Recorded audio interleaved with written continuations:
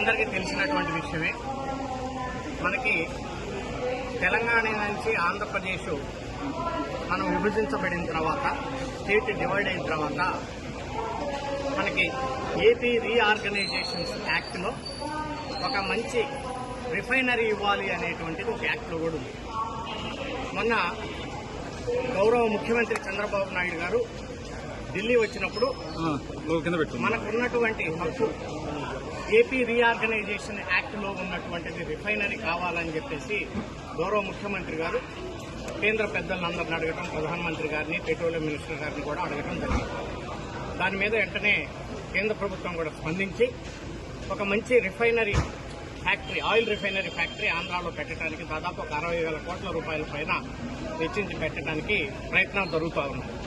So తప్పకుండా అది మన రాష్ట్రానికి వచ్చిందని చెప్పి మనం ఆశిస్తా ఉన్నాం. మరి ఈరోజు బీపీసీఎల్ సీఎండీ గారు, అలాగే వాళ్ళ రిఫైనరీ హెడ్, డైరెక్టర్ ఫైనాన్స్ అందరూ కలిసి ఈరోజు గౌరవ ముఖ్యమంత్రి గారిని కలవడానికి వచ్చారు. ఆ సందర్భంలో దుర్గామ్మ టెంపుల్ను కూడా దర్శించుకోవడం కోసం వారితో పాటు కలిసి వచ్చాం. భగవంతుడి దయ వల్ల తప్పకుండా ముఖ్యమంత్రి చంద్రబాబు నాయుడు గారి యొక్క కృషి, అలాగే deputy chief minister Pawan Kalyan గారి యొక్క కృషితోటి ఒక మంచి ఇన్వెస్ట్మెంట్, ఒక 60,000 కోట్ల రూపాయల ఇన్వెస్ట్మెంట్ ఆంధ్రాకు వస్తే తప్పకుండా డైరెక్ట్గా కానీ ఇండైరెక్ట్గా కానీ ఒక 20 నుంచి 25,000 మందికి ఉద్యోగ అవకాశాలు వస్తాయి. దానికోసం అందరం కూడా ఎంపీలు అందరం కలిసి కూడా ప్రయత్నాలు చేస్తాం. మరి ముఖ్యమంత్రి గారి యొక్క సజెషన్స్ ప్రకారంగా, అలాగే పవన్ కళ్యాణ్ గారి యొక్క సజెషన్స్ ప్రకారంగా. ఓకే.